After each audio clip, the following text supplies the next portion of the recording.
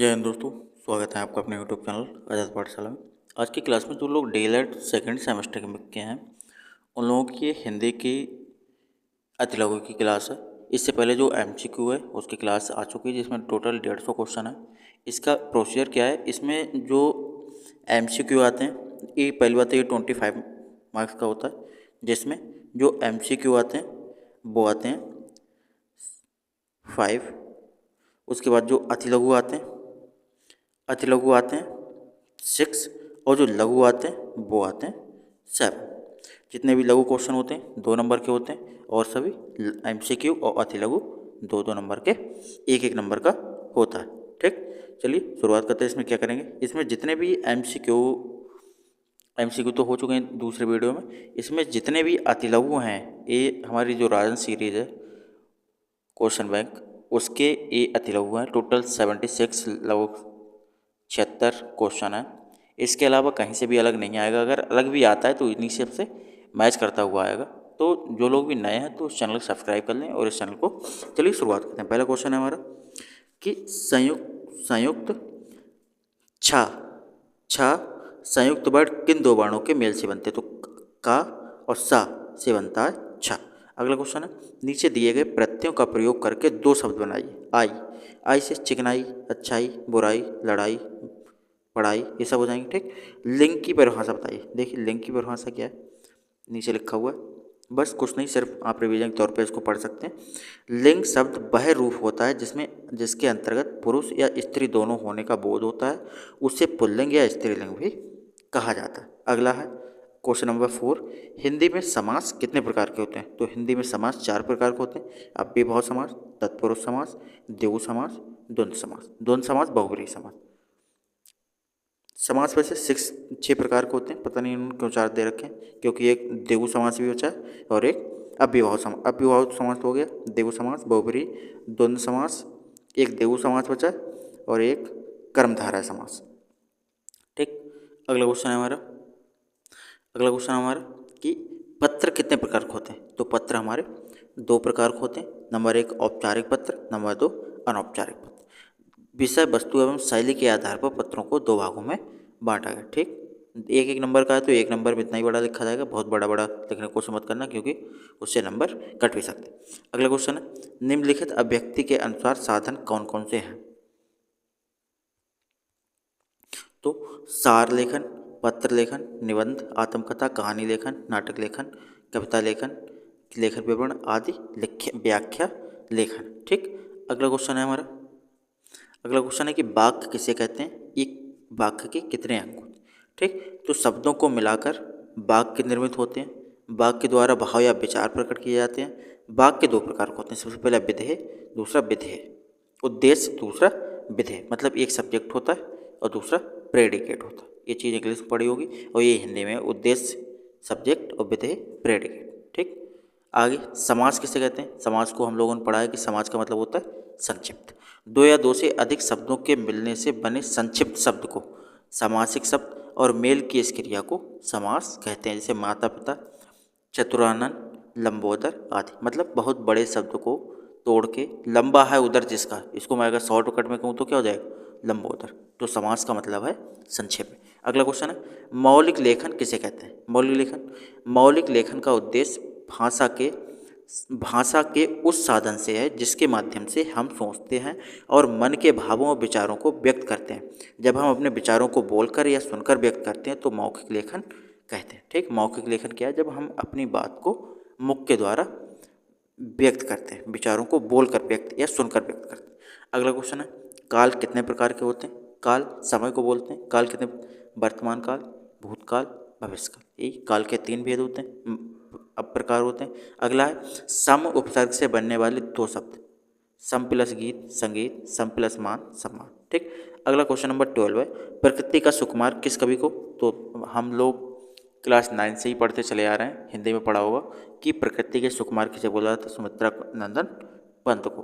अगला क्वेश्चन है, पंच परमेश्वर कहानी के लेखक कौन है, तो पंच परमेश्वर कहानी के लेखक प्रेमचंद। अगला है, अंधे की लकड़ी होना मुहावरे का क्या अर्थ है। अंधे की लकड़ी होना मतलब एकमात्र सहारा। आगे क्वेश्चन बना के लिखे दोगे। आगे है, अगला क्वेश्चन है, प्रसंगोचित शब्द किस समास का उदाहरण है, तो तत्पुरुष समास। ठीक, प्रंग प्रसंगोचित मतलब प्रसंग से प्रसंगोचित, ये कौन सा होता है? इसमें देखो, इसमें कारक चिन्ह लगेंगे, इसलिए हमारा तत्पुरुष समास। अगला क्वेश्चन है, पुरुषवाचक सर्वनाम के प्रकारों को बताइए। तो पुरुषवाचक सर्वनाम किसे कहते हैं, उनके भेदों को। तो पुरुषवाचक सर्वनाम क्या होता है?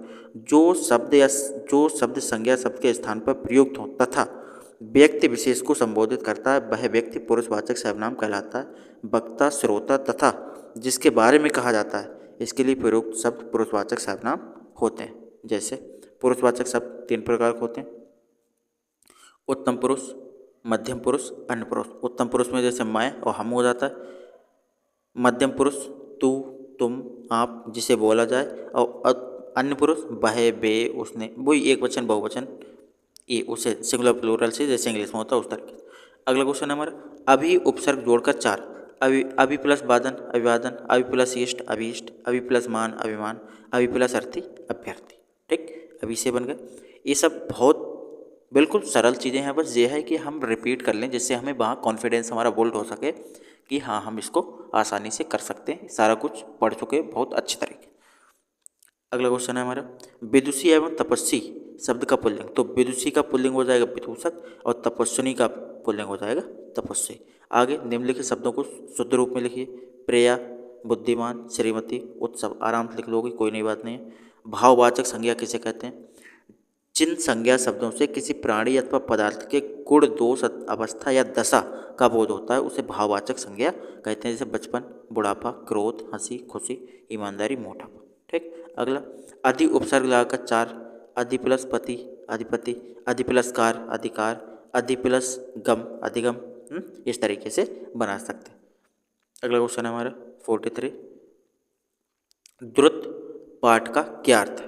द्रुत पाठ शीघ्रता से पढ़ना। द्रुत पाठ का मतलब है कि बहुत तेज तेज पढ़ना। स्वर और व्यंजन में क्या अंतर है? स्वर जो बिना किसी अक्षर की सहायता से बोले जाते हैं, व्यंजन जो स्वर की सहायता से बोले जाते हैं। ठीक, क्लियर, पढ़ते आ रहे हो सदियों से। अगला क्वेश्चन हमारा, गद्य का अर्थ लिखिए। देखो, गद्य और पद्य दो चीज़ें होती हैं। गद्य में जिस रचना में छंद, शास्त्र के गढ़ एवं मात्राओं के बंधन नहीं होते, वे गद्य होते। ठीक, सूक्ष्म पाठ के उद्देश्य बताइए। माइक्रो टीचिंग वही माइक्रो लेसन प्लान से रिलेटेड है। सूक्ष्म लेखन, सूक्ष्म पाठ निम्नलिखित उद्देश्यों को प्राप्त कर हो सकती है। नंबर 1, वाक्यों की रचना में व्याकरण के ज्ञान का पूर्ण उपयोग। ठीक, सूक्ष्म पाठ शब्द ज्ञान कोश में वृद्धि, मुहावरों, लोकोक्तियों और सूक्तियों इत्यादि का ज्ञान होता है सूक्ष्म पाठ। अगला है, वाक्य कितने प्रकार के होते हैं? तो वाक्य 3 प्रकार के होते हैं, सरल वाक्य, मिश्रित वाक्य, संयुक्त वाक्य। अगला क्वेश्चन है क्वेश्चन नंबर 48, उपसर्ग का अर्थ बताइए।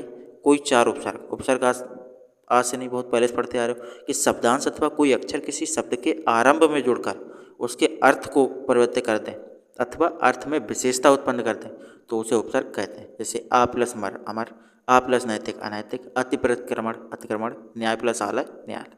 ठीक, ये उपसर्ग हो गए तुम्हारे। उपसर्ग आगे लगते हैं, प्रत्यय पीछे लगते हैं, पास से प्रत्यय, पास से पीछे। आगे, समासिक पद किसे कहते हैं? 2 या 2 से अधिक शब्दों के परस्पर मिलकर एक शब्द बनता है, उसे समास कहते हैं। ठीक, जैसे चाय नाश्ता, रोटी रोटी, पढ़ाई लिखाई, ये सब क्या है? समासिक पद। अगला है, संज्ञा का अर्थ एवं भेद बताइए। वे शब्द जिनमें व्यक्ति, जाति, स्थान इत्यादि के नाम का बोध होता है, उसे संज्ञा कहते हैं। संज्ञा 5 प्रकार की होती है। कौन कौन सी संज्ञा है 5 प्रकार की? व्यक्तिवाचक संज्ञा, जातिवाचक संज्ञा, भाववाचक संज्ञा, समूहवाचक संज्ञा, द्रव्यवाचक संज्ञा। ठीक, कल हो गया आराम फिर से। व्यक्तिवाचक, जातिवाचक, भाववाचक, समूहवाचक, द्रव्यवाचक। अगला क्वेश्चन है हमारा, अगला क्वेश्चन है, थोड़ा उधर इधर क्वेश्चन का अरेंजमेंट चेंज हो गया। क्रिया विशेषण को परिभाषित करते हुए लिखिए, 2 उदाहरण दीजिए। तो जो शब्द क्रिया की विशेषता बताते हैं वे क्रिया विशेषण कहलाते हैं। खरगोश तेज दौड़ता है, पिता घूमने जा रहे हैं, तो घूमने जा रहे हैं। ठीक, पिताजी घूमने जा रहे हैं, क्या क्रिया विशेषता बता रहे हैं ना? जा रहे हैं कहाँ? घूमने। दौड़ रहा है कैसे? तेजी से। तो दौड़ना क्या होगी? क्रिया विशेषता क्या है? कि तेजी से। तो क्रिया की विशेषता बताने वाले को क्रिया विशेषण कहते हैं। अगला क्वेश्चन है हमारा, प्रा उपसर्ग से बनने वाले शब्दों के नाम। कर लोगे आराम से। प्रत्यय किसे कहते हैं? प्रत्यय वे शब्दांश जो किसी शब्द के लास्ट में लगकर उसके शब्द का अर्थ चेंज कर देते हैं, उसको प्रत्यय कहते हैं। यही हम अपनी भाषा में लिख सकते हैं। प्रत्यय कितने प्रकार के होते हैं? 2 प्रकार के, कृदंत या कृत प्रत्यय, तद्धित प्रत्यय। अनुकरण वाचन किसे कहते हैं? शिक्षक के द्वारा, अनुकरण मतलब किसी की कॉपी करना, जैसे मैंने बोला तो तुरंत बच्चा भी बोले उधर से तो वो गया अनुकरण। शिक्षक के द्वारा बोले गए पाठ्यक्रम शब्दों को सुनकर जब बच्चे बोलने में उसका प्रयोग करते हैं तो उसे अनुकरण, अनुकरण करना जैसे किसी की कॉपी करना। अगला क्वेश्चन है, मौन वाचन के दो उद्देश्य। मौन वाचन क्यों होता है? दूसरों को किसी प्रकार की बाधा पहुंचाए बिना पाठनीय सामग्री का भाव ग्रहण करना। दूसरा, अवकाश के क्षणों का उपयोग करना। आगे प्रति उपसर्ग से बनने वाले दो शब्द आराम से कर लोगे। कारक शब्द में कौन कौन सा प्रत्यय लगा हुआ होता है? अक, कारक। कारक शब्द में कौन सा प्रत्यय लगा? तो कारक, अक हो गया ना। ईसा ने पत्र लिखा, वाक्य में कौन सा लकार प्रयुक्त? तो लट लकार, मतलब भूतकाल। ठीक, लट लकार को ही क्या बोलते हैं? भूतकाल। अगला क्वेश्चन है हमारा, बालक तेज दौड़ता है, वाक्य में क्रिया विशेषण तेज हो जाएगा। विशेष और विशेष। वर्णन शब्द के दो पर्यायवाची, वर्णन, कथन, आख्यान, ये हो गया। ठीक, ये ऑलरेडी पढ़ चुके हैं बहुत समय पहले। आगे सर्वनाम के दो उदाहरण लिखिए। सर्वनाम जो कुछ शब्द संज्ञा के स्थान पर बोले जाते हैं उन्हें सर्वनाम कहते हैं, जैसे हम, तुम, आप, मैं, वे, वह, उन्होंने, उसने, किसने, किसी को इत्यादि। ये सब क्या है हमारे? सर्वनाम। सब पढ़ चुके हैं, बस नॉर्मली एक बार रिवाइज करना, इसलिए ये वीडियो बनाई गई। चलिए अगला है अंश और अंश। अंश मीन्स क्या होता है? भाग, और अंश मीन्स होता है कंध। ठीक, दोनों क्लियर हो गए। आगे स्वर किसे कहते हैं? जो स्वतंत्र रूप से बोले जाते हैं उनको स्वर बोलते हैं। क्या है स्वर? देखो, स्वर का अर्थ है ऐसा वर्ण जिसका उच्चारण अपने आप हो सके, जिसके उच्चारण के लिए दूसरे वर्ण की सहायता की आवश्यकता ना हो। इसका मतलब इनडायरेक्टली क्या कहना चाह रहा है? जो स्वतंत्र हो। आगे शब्दों के विलोम, उत्थान, पतन, मूव, वाचाल। अगला आ उपसर्ग से बनने वाले आजन्म, आगमन, प्रकाश, आकाश हो गया ना। आगे किस शब्द का प्रयोग संज्ञा के स्थान पर होता है उसे क्या कहते हैं? सर्वनाम कहते हैं। ठीक, द्रुत पाठ का क्या अर्थ है? द्रुत पाठ का अर्थ है कम समय से अधिक वाचन या पाठन करना। कम समय में अधिक से अधिक वाचन करना क्या कहलाता है? द्रुत। आगे अक्षर का अर्थ क्या है? अक्षर क्या है? जो नाशवान ना हो उसे अक्षर कहते हैं। क्षर का अर्थ है नाश होना, अथवा अक्षर का अर्थ है किसी का अक्षर का नाश नहीं होता, अक्षर मिलकर शब्द का रूप ले लेते हैं। आदर्श वाचन किसे कहते हैं? शिक्षक द्वारा उचित सुर, तय, लय, गति, विराम चिन्हों का प्रयोग करते हुए जो वाचन किया जाता है उसे आदर्श वाचन कहते हैं। अनुरक्ति एवं निस्सीम शब्द के विलोम, अनुरक्ति का विरक्ति, निस्सीम का असीम पर्यायवाची होता, सॉरी विलोम शब्द। आगे विस्मय बोधक चिन्हों का प्रयोग कब करते हैं? तो विस्मय, पीड़ा, अत्यधिक हर्ष, घृणा इत्यादि को बोध करने के लिए विस्मय बोधक चिन्हों का प्रयोग किया जाता है। विस्मय बोधक ऐसा साइन होता है। अगला क्वेश्चन है सर्वनाम का अर्थ बताइए। देखिए अरेंज, इसका क्रम चेंज हो गया उधर इधर, लेकिन टोटल 76 क्वेश्चन है तो 76 हैं, चाहे गिन सकते हैं। सर्वनाम 76 का मतलब नहीं है, मतलब ये है कि जितने भी राजन सीरीज में जितने भी अतिलोक थे सारे करा दिए।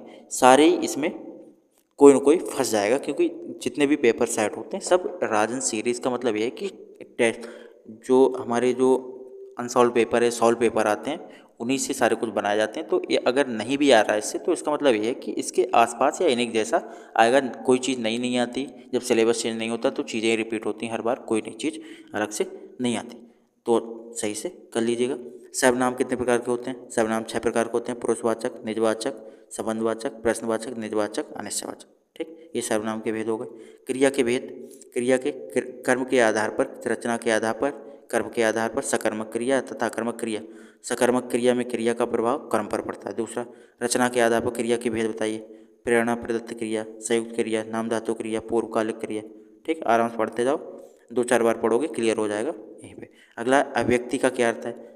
व्यक्ति द्वारा अपने विचारों भावों को दूसरे के समक्ष प्रकट करना ही अभिव्यक्ति कहलाती है। दूसरे शब्दों में व्यक्ति अपने हृदय के विचारों को भाषा एवं वाणी का रूप प्रदान करता है, वह अभिव्यक्ति है। प्रोफेसर रमन बिहारी लाल ने मौखिक अभिव्यक्ति को किस प्रकार की परिभाषित किया है? तो रमन बिहारी लाल जो प्रोफेसर थे उन्होंने मौखिक अभिव्यक्ति को किस प्रकार व्यक्त किया?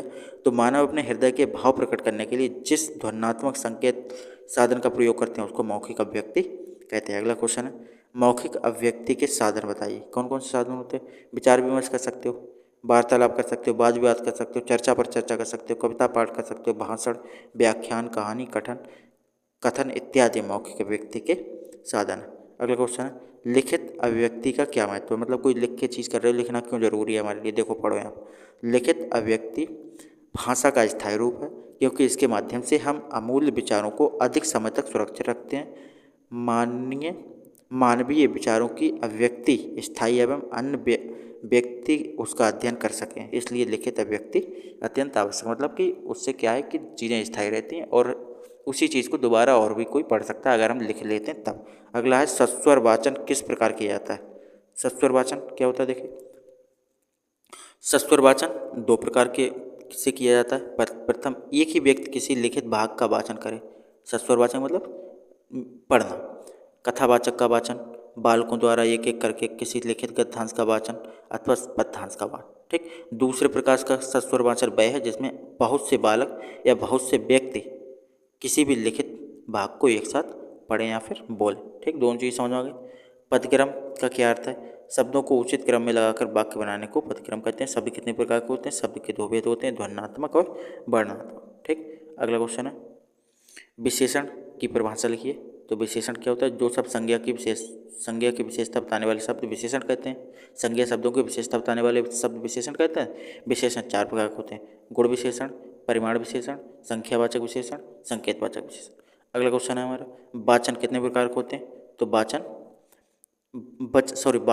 कितने प्रकार के होते हैं। तो शब्द का वह रूप जिसमें उसका एक या अधिक होने का बोध होता है उसे वचन कहते हैं। वचन दो प्रकार के होते हैं, एक वचन या बहुवचन। या तो एक कोई चीज़ होगी या अनेक होगी, तो वचन दो प्रकार के होते हैं। वचन की परिभाषा लिखो। वर्ण किसे कहते हैं, वर्ण किसे कहते हैं। तो ध्वनियों के संकेत चिन्हों के रूप में लिखकर प्रकट किया जाता है, यही ध्वनि चिन्ह वर्ण कहलाते हैं। वह छोटी छोटी ध्वनि जिसके टुकड़े ना किया जा सके वर्ण कहलाता है। शब्द की व्याख्या कीजिए। व्यक्ति के विचारों के प्रतीक के रूप में उच्चारित की जाने वाली ध्वनियों को मूल समूह या संकेतों को वर्ण कहते हैं। देखिए 76 हो गया, लास्ट वाला पेज PDF बनाते टाइम इसका अरेंजमेंट उधर इधर हुआ है और कोई चीज़ नहीं। अगला है लोकसभा लोक कथा में क्या लाभ हो सकता है। लोक कथा के माध्यम से बच्चों के मस्तिष्क में धार्मिक एवं शिक्षाप्रद भावनाएं उत्पन्न की जा सकती हैं। अगला है वाचन कितने प्रकार के होते हैं। वाचन दो प्रकार के होते हैं, सस्वर वाचन, मौन वाचन। ध्वनि कितने प्रकार की होती है, सार्थक ध्वनि, निरर्थक ध्वनि। अगला क्वेश्चन है शब्द किसे कहते हैं। अपने भावों को दूसरों तक प्रसारित करने हेतु तो ध्वनि प्रतीकों का उपयोग करना पड़ता है। इन ध्वनियों के मेल को शब्द कहते हैं।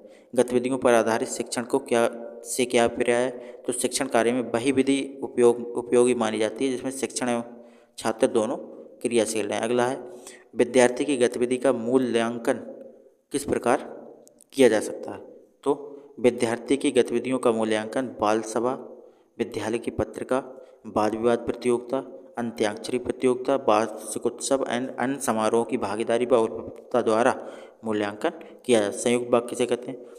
वाक्य में दो या दो से अधिक शब्द स्वतंत्र रूप से समुच्चय बोधक द्वारा जुड़े होते परंतु परस्पर आश्रित नहीं होते, संयुक्त वाक्य कहलाते हैं। संयुक्त वाक्य क्या होता है कि दो अलग अलग वाक्यों किसी एक संयोजक वर्ड से जुड़े हों लेकिन दोनों अपना अलग अलग अर्थ निकाल रहे हों, एक चीज़ ना होगी। राम जाता है, राम खाता है, तो ये संयुक्त वाक्य नहीं होगा, जब मिश्र वाक्य होगा। संयुक्त वाक्य मतलब ये है कि किसी से जुड़े हुए हैं और दोनों अलग अलग अर्थ निकाल रहे हैं। ठीक, अगला क्वेश्चन हो गया मिश्रित वाक्य किसे कहते हैं। देखो अभी मिश्रित वाक्य क्या, वाक्य में एक प्रमुख वाक्य तथा एक अथवा अधिक उपवाक्य हों। ठीक, तो मिश्रित वाक्य कहते हैं। जैसे डॉक्टर ने कहा कि प्रतिदिन योगासन करना चाहिए। डॉक्टर ने कहा, ये पूरी चीज़ किस पे डिपेंड करती है कि प्रतिदिन योगासन करना चाहिए, ये डिपेंड करता है डॉक्टर पे। तो इसमें मिश्रित वाक्य में दोनों सेंटेंस एक दूसरे पर डिपेंड होते हैं, जबकि दूसरा क्या था ऊपर, संयुक्त वाक्य में एक दूसरे पर डिपेंड नहीं होते हैं, दोनों अलग अलग होते हैं और किसी संयोजक वर्ड से जुड़े होते हैं। अगला है बालकों को कहानी पसंद होने का क्या कारण है। हिंदी गद्य में सर्वाधिक महत्वपूर्ण कहानी है। कहानियों में घटनाओं का सजीव चित्रण होता है। कहानीकार का प्रमुख कौशल क्या होना चाहिए। तो कहानी में कौतूहल एवं जिज्ञासा बनाए रखना कहानीकार का प्रमुख कौशल है। अगला क्वेश्चन है कहानी का महत्व बताइए। तो कहानी से ज्ञान की वृद्धि होती है, बालक की कल्पनाशीलता का विकास होता है, बालक का सर्वांगीण विकास होता है, कहानी मनोरंजन का एक अच्छा साधन। ये हमारे टोटल 76 क्वेश्चन हो गए। इसी तरीके से लघु का एक वीडियो और आएगा, आपके पास पूरा कंप्लीट सिलेबस पहुंच जाएगा। ज़्यादातर उधर इधर मत भागो, बहुत सारे प्रीवियस ईयर की 4 साल के प्रीवियस ईयर, 5 साल के प्रीवियस ईयर से कोई फ़र्क नहीं पड़ता। एक जगह थोड़ा कंटेंट पढ़ो लेकिन अच्छा पढ़ो, समझ के पढ़ो, आसानी से क्लियर हो जाएगा। BTC बहुत बड़ी चीज़ नहीं है, बस ये है कि बस समझ जाओ चीज़ों को, बहुत बेसिक चीज़ें पूछी जाती। तो मिलते हैं नेक्स्ट वीडियो में, तब तक के लिए जय हिंद जय भारत।